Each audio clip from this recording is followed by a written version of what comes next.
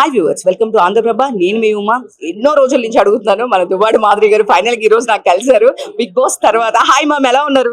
I'm super, నేను చాలా బాగున్నాను. అసలు బిగ్ బాస్ తర్వాత ఆల్వేస్ బిజీ, ఎప్పుడు కాల్ చేసినా ఉమా అక్కడ ఉన్నా, ఉమా ఇక్కడ ఉన్నా. సో ఏంటి, ఇంకా ఎన్ని ప్లాన్ చేస్తున్నారు, ఏమేమి బిజినెస్ ప్లాన్ చేస్తున్నారు? అసలు బిగ్ బాస్ ముందు కూడా బిజీ అయ్యారా, ఎందుకంటే ఇటు పక్క పాలిటిక్స్ చూడాలి, ఇటు పక్క బిజినెస్ చూడాలి, రెండు బ్యాలెన్స్ చేసుకోవాలి, చాలా కష్టంగా ఉంటుంది. దీనికి తోడు మూవీస్ లో కూడా ఇప్పుడిప్పుడే స్టార్ట్ చేస్తున్నాను నా జర్నీ. సో ఆ బిజీలో మూడు బ్యాలెన్స్ చేసుకోవడం కొంచెం కష్టంగా ఉంటుంది, అందుకే టైం సరిపోవట్లేదు. సో చూస్తే మీరు రీసెంట్ గా ఒక పోస్టర్ కూడా రిలీజ్ అయింది, చూసాను. అసలు మీ మూవీ ఏంటి అండ్ దానిలో ఏదో అత్త క్యారెక్టర్ అన్నట్లు నేను విన్నాను. సో మీరు చెప్పాలి దాని గురించి. నిజంగా ఒక powerful character and comedy character, చాలా బాగుంటుంది ఒక క్యారెక్టర్. ఆ మూవీకి ఆ డైరెక్టర్ గానీ హీరో గానీ అందరూ ఆ క్యారెక్టర్ అనుకునేటప్పుడు వాళ్ళకి ఇది మాధురి గారు అయితేనే బాగుంటుంది ఈ క్యారెక్టర్. అంటే ఈ మధ్యన రీసెంట్ మూవీస్ లో ఒక పవర్ఫుల్ రోల్ చేయడానికి లేడీస్ చాలా తక్కువగా ఉన్నారని, మన తెలంగాణ శకుంతలగా తర్వాత అలాంటి రోల్స్ చేసేందుకు ఎవరు లేరని అలా అనుకునేటప్పుడు అలాంటి క్యారెక్టర్స్ నా దగ్గర చాలా వచ్చాయి. ఇంకొన్ని క్యారెక్టర్స్ వచ్చాయి కానీ సార్ ఇష్టపడలేదు. ప్రతి ఒక్క స్టోరీ కూడా సారే విని డిసైడ్ చేస్తున్నారు. సో ఈ స్టోరీ అంతా చాలా బాగుంది. మూవీ కూడా మొత్తం విలేజ్ నేటివిటీలోనే సాగింది. మొత్తం నర్సీపట్నం బ్యాక్గ్రౌండ్ లో మొత్తం అంతా అక్కడే షూటింగ్ జరిగింది. చాలా బాగా జరిగింది. మూవీ అయితే ఖచ్చితంగా అందరూ కూడా ఎంజాయ్ చేస్తారు. గైరమ్మత్త అని ఒక మంచి రోల్, ఒక మంచి క్యారెక్టర్, ఒక అమ్మమ్మ నేను దాంట్లో. నాకు ఒక అల్లుడు, మనవడు, ఒక కూతురు అందరూ ఉంటారు. చాలా బాగుంటుంది స్టోరీ అనేది. మీరు థియేటర్లో చూస్తే బాగుంటుంది. సో నిజంగానే చూసాము, బట్ అమ్మమ్మగా అంటే దివల్ మాధురి గారు ఒప్పుకున్నారా? క్యారెక్టర్ బాగున్నప్పుడు ఒప్పుకోవాలి కదా. నాకు గ్లామరస్ రోల్స్ కంటే కూడా గుర్తింపునిచ్చే క్యారెక్టర్స్ అంటే నాకు చాలా ఇష్టం. నిజంగా నాకు అలాంటి క్యారెక్టర్ చేయాలని ఉంది. ఇంకొక క్యారెక్టర్ కూడా వచ్చింది, అది కూడా చేస్తున్నాను సార్తో పాటు. అది కూడా ఆల్రెడీ ఇంకా అవుతుంది, షూటింగ్ జరుగుతోంది. ఇంకొన్ని ఉన్నాయి, అవి కూడా చేస్తాను. సో మీరు బిగ్ బాస్ నుంచి బయటకు వచ్చిన తర్వాత చూసుకున్నారు మీ మీద మీమ్స్ కానీ ఇవి కానీ. అంటే రీసెంట్ డేస్ లో తనుజా గారిది కూడా ఆ కేక్ కట్ చేసినందుకు అది కూడా పెద్ద ఇష్యూ చేశారు. మీరేమంటారు దాని గురించి? నేనే అనుకోవట్లేదురా, నన్ను ఈ రోజు పైకి పెట్టారన్నా మీడియా, ఈ రోజు స్థితిలో ఉన్నారన్నా మీడియా. సో ఏమన్నా కొన్ని ఛానల్స్ అలా అలా కావాలనే పోర్ట్రేట్ చేసి చూపిస్తున్నారు, ఎవరు చేయలేనట్టు. చాలా మంది వెళ్ళి మాడవీధుల్లో తిరుగుతున్నారు, చేస్తున్నారు. ఎక్కడా లేని మనమే జస్ట్ ఒక ఆఫ్టర్ ఆల్ రూమ్ లో చేసి దాన్ని పెద్ద ఇష్యూ చేశారు. పబ్లిక్ అర్థం చేస్తున్నారు కాబట్టి సపోర్ట్ చేస్తున్నారు. ఈ రోజు నేను సిచ్యువేషన్ లో ఉన్నానంటే విత్ పబ్లిక్ సపోర్ట్. సో అంటే లాస్ట్ టైం కూడా మీరు వాంటెడ్లీ ఏదో ఫొటోస్ దిగితే వాంటెడ్లీ అది కూడా అలానే చేశారు. అండ్ ఇప్పుడు నెక్స్ట్ టైం మీరు వెజ్ కేక్ అని చాలా క్లియర్ గా పెట్టారు. మళ్ళీ ఇప్పుడు కావాలని మీ మీద ఇట్లా నెగిటివ్ చేస్తున్నారా? అంతే, ఏముంది, ఎవరైతే నేను ఇప్పుడే పాయల్ అన్నట్టు గుడ్ గర్ల్స్ ఎప్పుడు హిస్టరీని క్రియేట్ చేయరు, బోల్డ్ గర్ల్స్ క్రియేట్ చేస్తారు. మాధురి ఎప్పుడో ఒక హిస్టరీ క్రియేట్ చేస్తుంది. వాళ్ళందరూ చూసేవాళ్ళు, ఏడ్చేవాళ్ళు ఏడ్చుకుంటూనే పోతారు. సో రీసెంట్ గా కనకదుర్గమ్మ వారి అమ్మవారి గుడిలో కూడా మీరు గోల్డ్ ఇవ్వడం జరిగింది. సో అప్పుడు లేదు, దాన్ని కూడా ఇష్యూ చేశారు. ఏంటో తెలుసా, దువ్వాడ శ్రీనివాసకి రాచ మర్యాదలతో టెంపుల్లో అని చెప్పి చూడలేదా న్యూస్ లో? అక్కడ మేము అమ్మవారికి సార్ వాళ్ళ ఫ్రెండ్ ఒక 20 lakhs వచ్చేసే గోల్డ్ పెట్టారు. సార్ చేతులతో ఇప్పించాలని కోరుకున్నారు. మేము వెళ్ళి ఇచ్చాం. సార్కి ప్రోటోకాల్ ఉంది, దాన్ని కూడా ఇష్యూ చేశారు.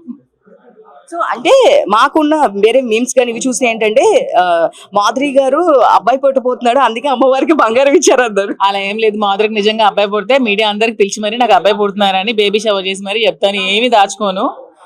ఆ టైం వచ్చినప్పుడు అన్ని రివీల్ చేస్తాను. ఇప్పుడు కొంచెం బిజినెస్ బిజీలో, ఈ మూవీ షూటింగ్ బిజీలో ఉన్నాను. కొంచెం ఫ్రీ టైం తీసుకుని అది కూడా జరుగుతుంది. అన్ని చెప్పే చేస్తాను, ఏమి దాయను. సో అంటే మీరు ఎప్పుడు లాస్ట్ టైం కూడా ఉమెన్స్ ఎంపవర్మెంట్ ఉండాలి, గోల్డ్ కొనుక్కోవాలి ఇట్లా అన్నారు. మోడీ గారు వచ్చిన తర్వాత గోల్డ్ కొనడం ఆపేశారా? ఐ మీన్ మోడీ గారు రీసెంట్ గా వచ్చినప్పుడు చెప్పారు కదా గోల్డ్ ఇంకా కొనొద్దు అని చెప్పి, ఇప్పుడు ఆపేశారా? ఆపేస్తాను, ఎందుకంటే పెద్ద ఆర్థిక సంక్షోభంలో పడబోతున్నాం అందరం కూడా. ఖచ్చితంగా డబ్బులు అనేవి పొదుపు చేసుకోవాలి.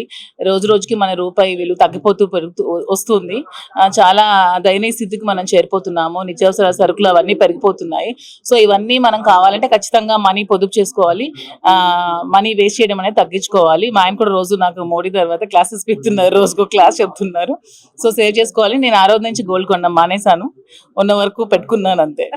సో అంటే బకులా సిల్క్స్ ఇంకా ఏదో బ్రాంచెస్ కూడా ఓపెన్ చేస్తున్నారని విన్నాము. ఏంటి, ఎక్కడెక్కడ బ్రాంచెస్ ఓపెన్ చేస్తారు? ప్రెసెంట్ అయితే నా ఫేవరెట్ ప్లేస్ నా ఊరు వైజాగ్ లో పెడుతున్నాను, జగదాంబ జంక్షన్ లో. Next month opening. అంటే రీసెంట్ గా ఇప్పుడు పాలిటిక్స్ లో కూడా చాలా యాక్టివ్ గా ఉన్నారు. ఇప్పుడు టెక్కలి మళ్ళీ వెళ్తున్నారు. సో అక్కడ అందరూ ఎట్లా రిసీవ్ చేసుకుంటున్నారు? అసలు ఇప్పుడు ఎలా ఉన్నారంటే పబ్లిక్ శ్రీనివాస్ గారు ఒక్కరు వెళ్తే ఊరుకోవట్లేదు. మీరు మాధురిని తీసుకొస్తేనే రండి, లేదంటే రావద్దని చెప్తున్నారు. సో అంతలా పబ్లిక్ మా ఇద్దరికి అటాచ్ అయిపోయారు అనమాట.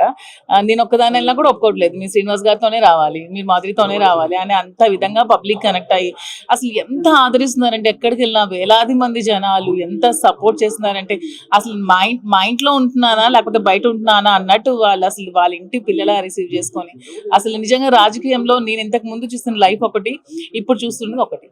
బిగ్ బాస్ మీకు ఎంతవరకు హెల్ప్ అయిందంటారా? వాళ్ళందరితో కాంటాక్ట్ ఉన్నారా? నేనైతే ప్రెసెంట్ ఎవరితో కూడా కాంటాక్ట్ లో లేను, నాకు అంత టైం కూడా లేదు. నాకు మ్యాక్సిమం అంత కనెక్ట్ అవ్వలేదు కూడా అక్కడ ఎవరు. సో అంటే తనుజ గారు ఒక్కరితోనే మీరు కాంటాక్ట్ ఉన్నారు? యా అంతే. సో ఇంకా ఫర్దర్ గా ఇవి కాకుండా ఇంకా బిజినెస్ ఏమైనా స్టార్ట్ చేసేది అంటే, మాధురి గారికి గోల్డ్ ఇస్తాం కాబట్టి ఏమైనా గోల్డ్ బిజినెస్ స్టార్ట్ చేసేది ఉంది? గోల్డ్ ఆలోచన ఉంది, అది కొంచెం టైం తీసుకొని చేస్తాను. ఫస్ట్ అయితే వర్క్లా సిల్క్స్ బ్రాంచెస్ ఓపెనింగ్ లో ఉన్నాము, అండ్ కొంచెం ఎలక్షన్ అయిపోయాక అప్పుడు మళ్ళీ చేస్తాం. అంటే మళ్ళీ 1 year తర్వాత కొంచెం ఎలక్షన్ బిజీలో పడాలి, మళ్ళీ సార్ పాదయాత్ర అంటున్నారు, అవన్నీ చూసుకోవాలి కాబట్టి దాని తర్వాత మళ్ళీ స్టార్ట్ చేస్తాం. సో అంటే ఇప్పుడు సార్ ఒక్కళ్ళే దువ్వాడ శ్రీనివాస్ గారు ఒక్కళ్ళే పోటీ చేస్తారా? మీరు సపోర్టర్ గా ఉంటారా? లేదు అంటే మీరు ఇద్దరు కలిసి టెక్కల్లో గానీ ఆ ప్లేసెస్ లో కలిసి పోటీ చేసే ఉద్దేశం ఏమైనా ఉందా? లేదు, 100% దువ్వాడ శ్రీనివాస్ గారు ఒక్కలే పోటీ చేస్తారు. ఇన్ కేస్ నేను ఎప్పుడైనా పోటీ చేస్తే నేను తెలంగాణలో పోటీ చేస్తాను. ఆల్రెడీ తెలంగాణలో ఆఫర్స్ ఉన్నాయి నాకు, సో నేను చేస్తే తెలంగాణలో చేస్తాను. ఆంధ్రలో మాత్రం ఓన్లీ దువ్వాడ శ్రీనివాస్ గారే చేస్తారు, శ్రీనివాస్ గారికి నేను సపోర్ట్ చేస్తాను. అంటే తెలంగాణలో ఆల్రెడీ ఏ పార్టీ నుంచి ఆఫర్ వచ్చిందండి? అది ఒకవేళ నేను ఒప్పుకొని జాయిన్ అయితే మీ మీడియా అందరికి పిలిచి మీ మీడియా సమక్షంలోనే జాయిన్ అవుతా. నాకైతే తెలంగాణ పాలిటిక్స్ చాలా ఇంట్రెస్టింగ్ గా ఉన్నాయి. ఓకే, ఆల్రెడీ మీకు ఆఫర్ వచ్చిందా? Yeah. సో ఇప్పుడు వైఎస్ఆర్సీపీ నుంచి మీకు అంతకు ముందు ఇష్యూస్ అయిన దగ్గర నుంచి ఇట్లా సస్పెండ్ చేయడం ఇవన్నీ జరిగినాయి. మరి ఇప్పుడు మళ్ళీ పోటీ చేస్తే దువ్వాడ శ్రీనివాసరావు గారు ఇండివిజువల్ గా పోటీ చేస్తారా? లేదు అంటే ఏదైనా ఒక పార్టీకి మళ్ళీ అప్పుడు అంతకు ముందు మీరు లోకేష్ గారు చేంజ్ అవుతారు? ఆల్రెడీ లేదు, దువ్వాడ శ్రీనివాస్ గారికి అన్ని పార్టీస్ నుంచి కూడా పిలుపు ఉంది. బైఫర్కేషన్ ఒకటి జరుగుతుంది కాబట్టి అవన్నీ జరిగాక ఎక్కడ ఎలా పోటీ చేయాలి, ఏం చేయాలి అని ఆలోచన చేసుకొని డెసిషన్ తీసుకొని, పార్టీయా ఇండిపెండెంట్ గా చేస్తే గెలుస్తామా, ఒక పార్టీతో చేస్తే గెలుస్తామా అని ఆలోచన తీసుకొని ఈసారి గెలిపే ధ్యేయంగా పనిచేస్తూ ఖచ్చితంగా 2029 ఎలక్షన్ లో గెలిచి తీరుతాం. సో అంటే చాలా మంది పిల్లలకి మీరు డబ్బులు ఇవ్వడము ఇవన్నీ మేము చూస్తూ ఉన్నాం. ఒకళ్ళ ఇంటికి వెళ్ళి డబ్బులు డొనేట్ చేశారు, చాలా మందికి పేదవాళ్ళకి హెల్ప్ చేస్తున్నారు. సో మీ సైడ్ నుంచి ఏదైనా ట్రస్ట్ లాగా ఫామ్ చేస్తారా? అంటే చాలా మందికి హెల్ప్ చేస్తున్నారు కదా, అలాంటి ఆలోచన ఏమైనా ఉందా? Already Duvvada Srinivas charitable trust అని ఒక ట్రస్ట్ ఉంది. ఇప్పుడే కాదు, ఎప్పటి నుంచో, ఇప్పుడు తెలిసి చూస్తున్నారు, తెలియకున్నా కూడా శ్రీనివాస్ గారు ఎప్పుడు కూడా ఎడ్యుకేషన్ కి కానీ హెల్త్ కి కానీ ఎప్పుడు సపోర్ట్ చేస్తూనే ఉంటారు. మేము మంత్లీ ఒక 5 లక్షలు సంపాదించుకుంటే అందులో 4 లక్షలు అతను పబ్లికే చేస్తారు, మనకు ఉంచుకునేది ఏమీ ఉండదు.